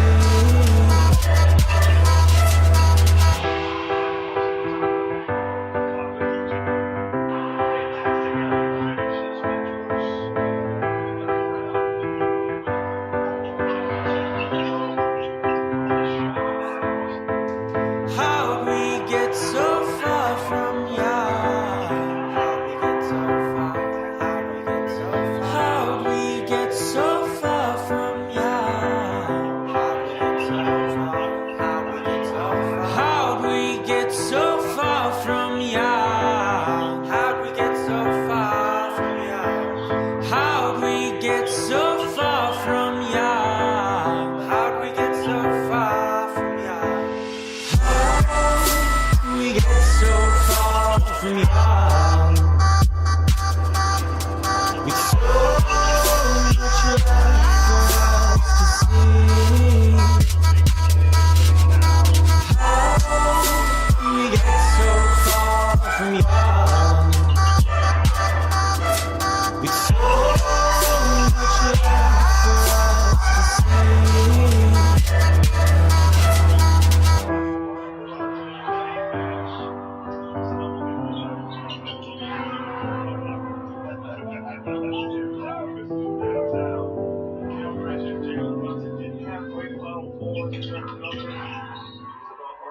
Are you an independent musician?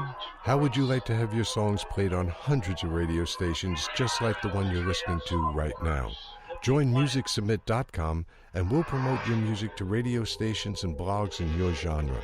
It's free to set up your account, and we guarantee your music will be considered for airplay by radio stations worldwide. Why not sign up today? It's free. MusicSubmit.com. Radio promotion for indie musicians.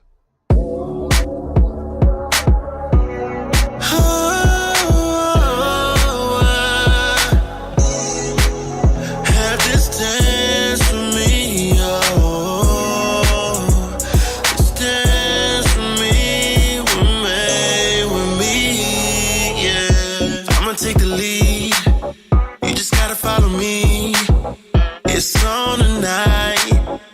This is life, right? Step forward, girl. Show me how you move. Something like left to right. I've never felt this way before. Oh, feels like it's just us here on the floor.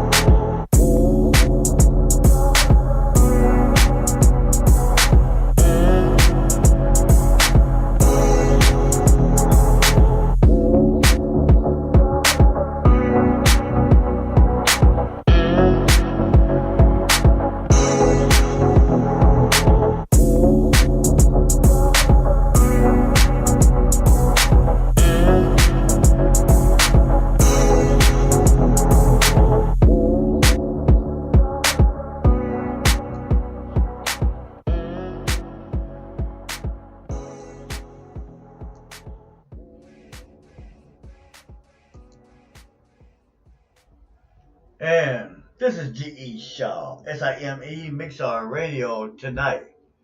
And we're going to close this show off early tonight. I got to go check on my daughter, see how things are going with her. She's in the hospital. We don't know what's going on, but she'll be okay.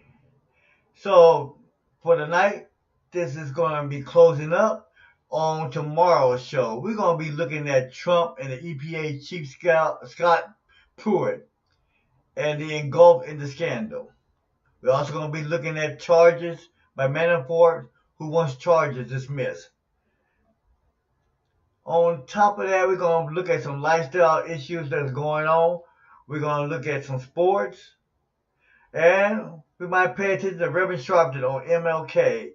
He had a vision beyond his time, they say. So this is G.E. Shaw. We'll be looking forward to seeing you tomorrow. Same time, 7:15 tomorrow afternoon.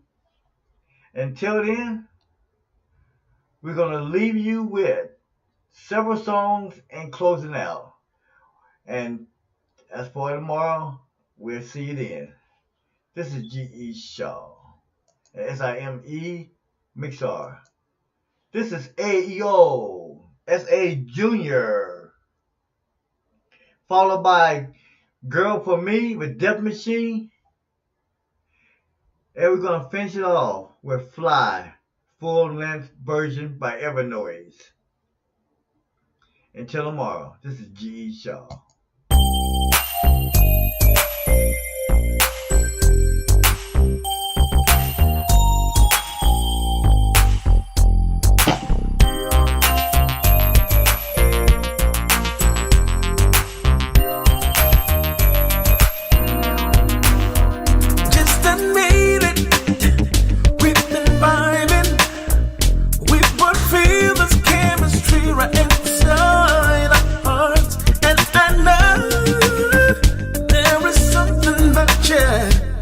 This body language taking up all of me, and I know you feel exactly the same.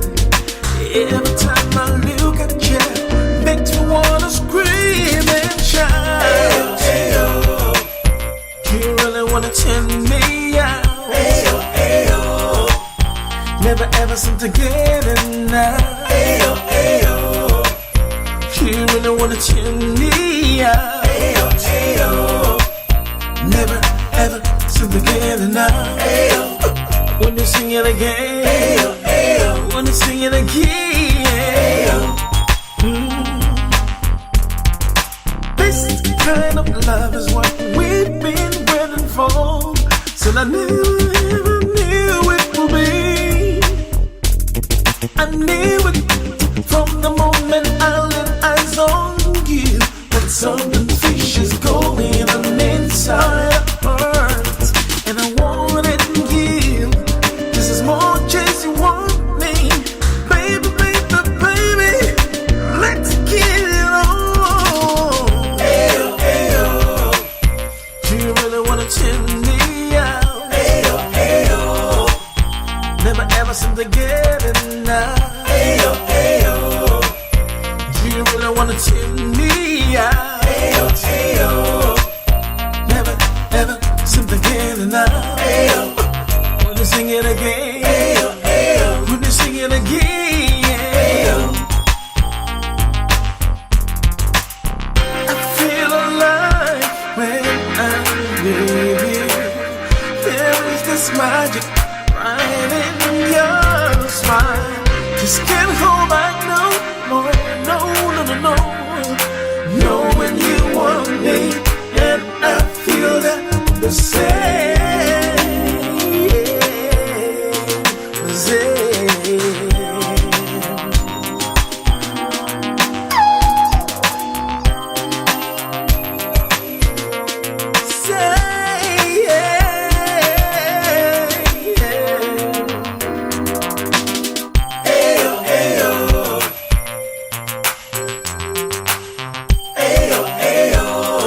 Never, never, never, never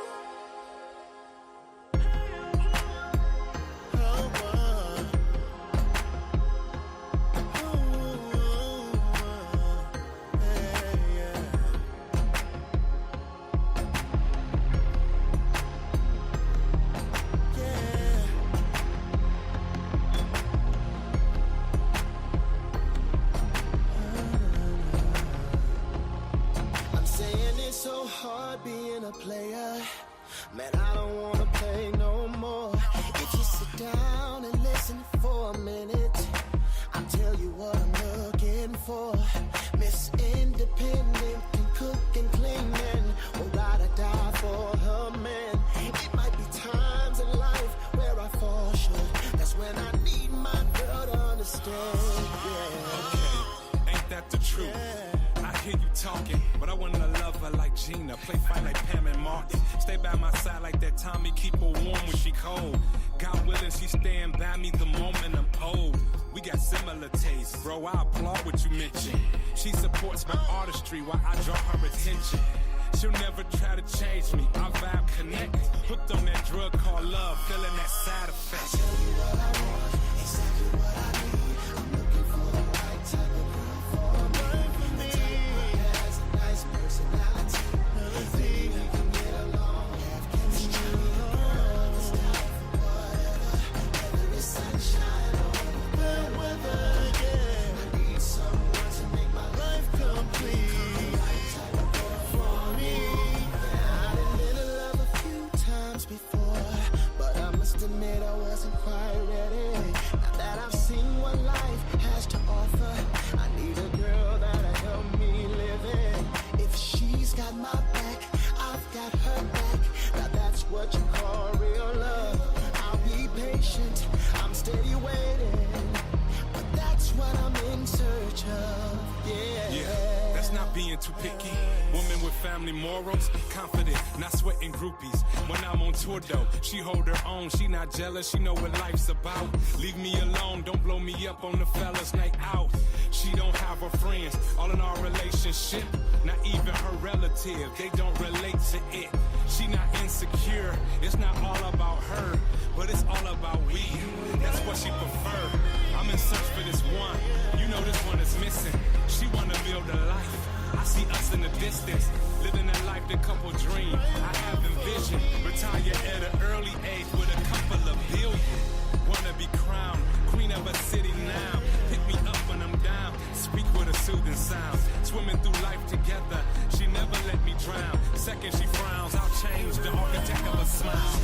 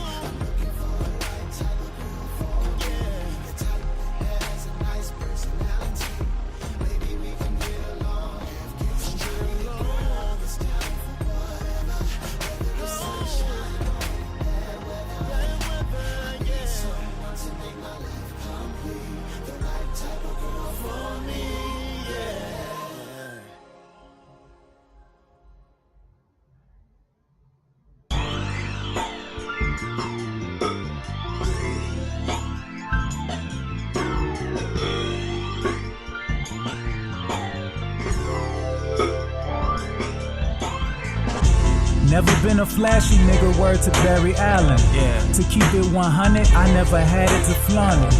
Would sit in my room and think about cabbage I wanted, and let these words come to life like the pad it was haunted. Damn. No ghost of Frankenstein, but more nights of Frankenbeans. An old nigga stuck in the hood, couldn't escape the scene. Those the night terrors I had that made me hate the dream. Some type of shit you couldn't make up.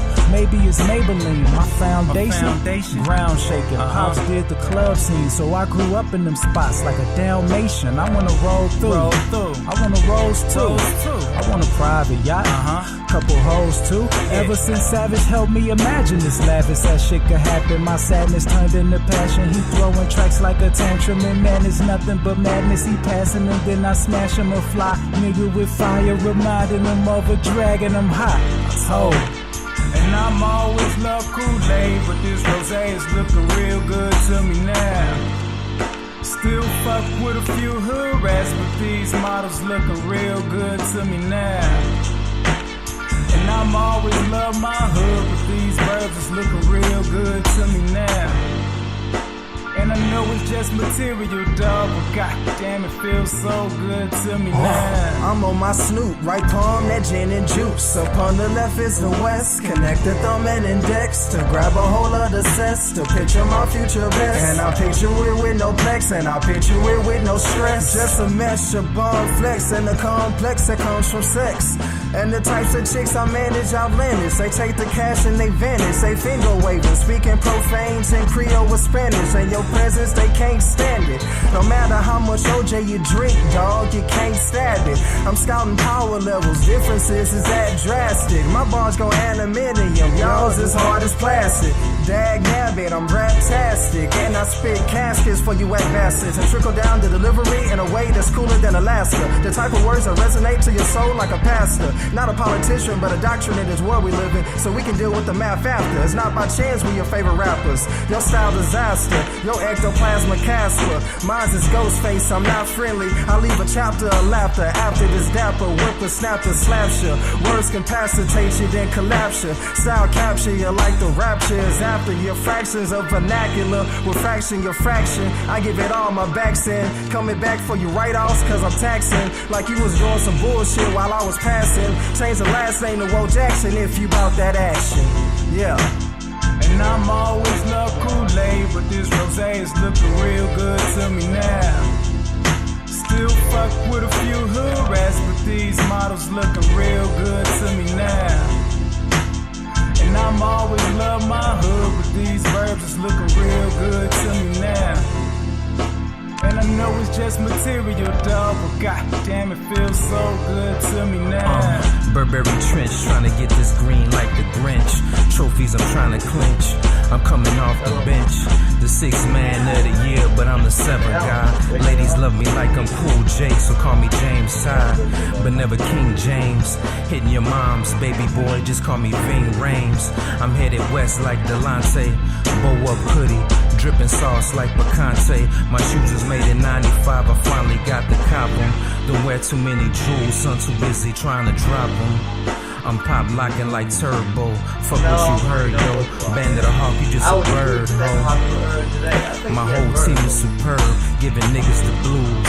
I spit a rhyme, moving my pecs like I'm Terry Crews. They building statues in my likeness. I'm smoking a bowl now, posing naked while I write this. Yeah, that's right, dick. Getting rubbed down with all kind of oils and shit, bitch. Bandit a hawk, niggas.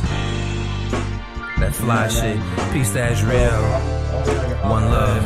I'm on my B.I. to get my D.I. to tree high, C.P.I. It's C.P.I. B.O.H.U.P.C. pride. Top notch representer, middle movement masterful member. Any place I enter, guaranteed I'ma be remembered. As hurt dogs holler, fed cats follow. Swallow my pride and ignite to insight better tomorrows. Yeah, the present presents the presence of gifts. No cutting corners with my rounds as I riff the uplift. With these soul food fixings, dope dishes and all the trimmings. Slow cooked flavor, I'm pegging biscuits to sop the drippings.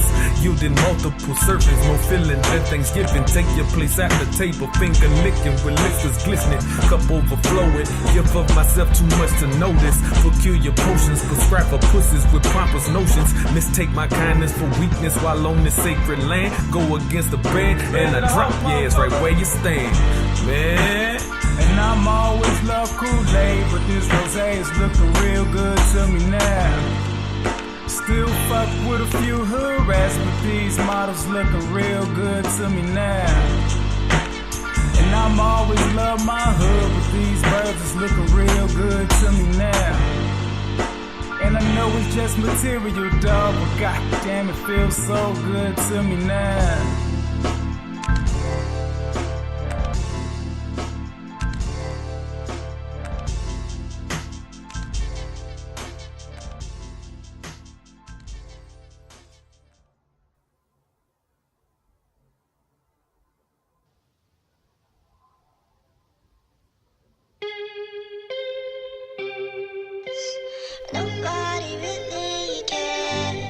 Been through a lot of shit in life, man.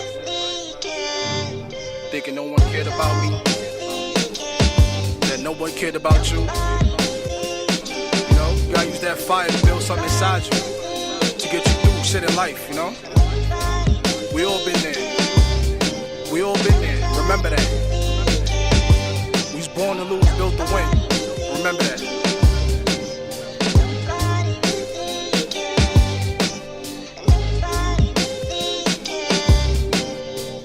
Mama gone, daddy wasn't there. Used to go to church and watch the sinners say they prayers. Amen. No weapon formed against me can win. I shall not fear. No weapon. Grow up in the hood thinking no one really cares. Do they? Father disappeared, so my mama had it rough. That nigga gone. Had to raise a boy to be a man. That made her tough. She tough. Strong black woman. She ain't never giving up. Never. Till she started getting sick and her body had enough. Damn. Thinking why my mama had to die. Countless days and many nights a nigga had to cry. Miss you, ma. Journey to a man, had to swallow up my pride. Even thoughts of suicide ran across my mind.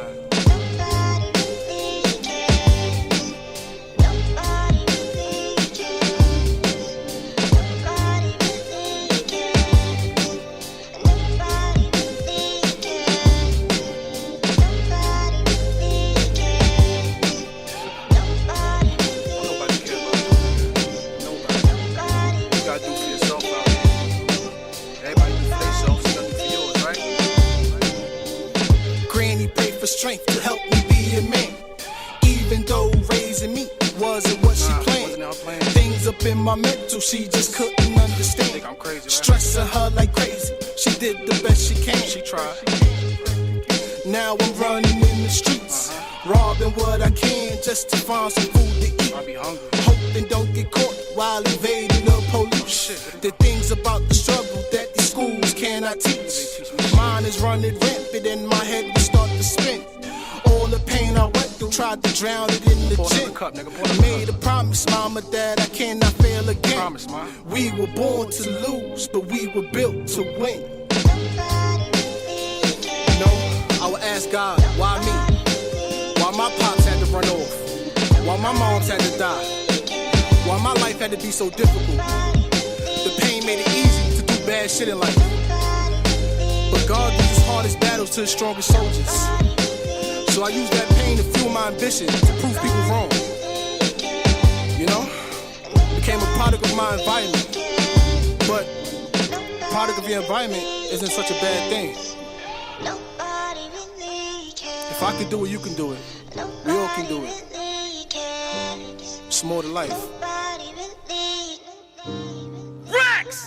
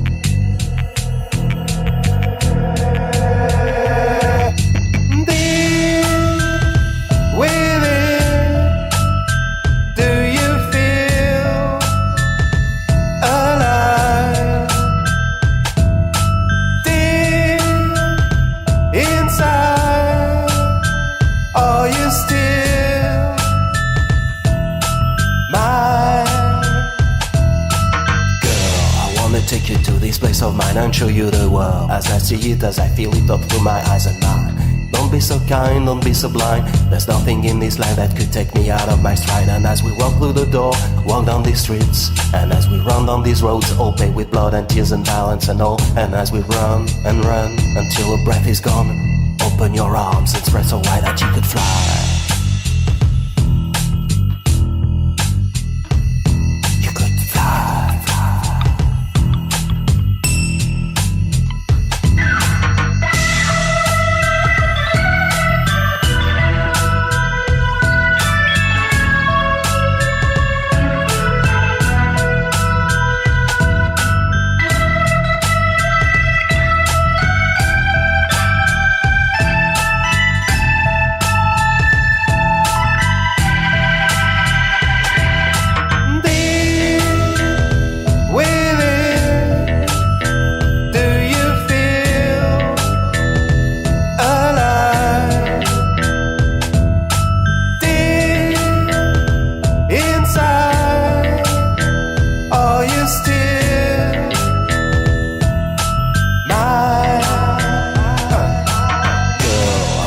take you to this place of mine and show you the world. Don't be so kind, don't be so blind.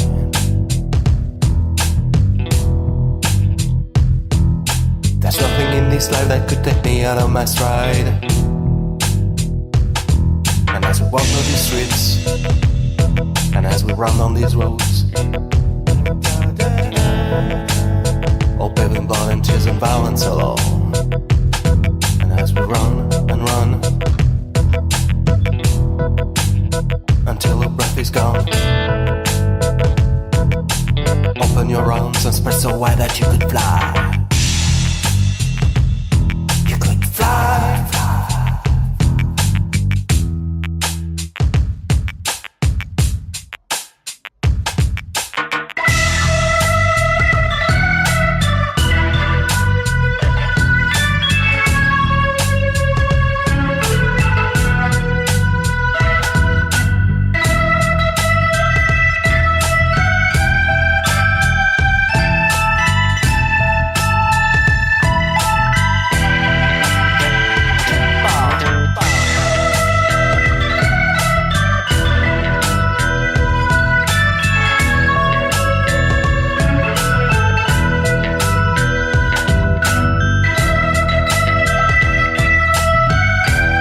Are you an independent musician? How would you like to have your songs played on hundreds of radio stations just like the one you're listening to right now?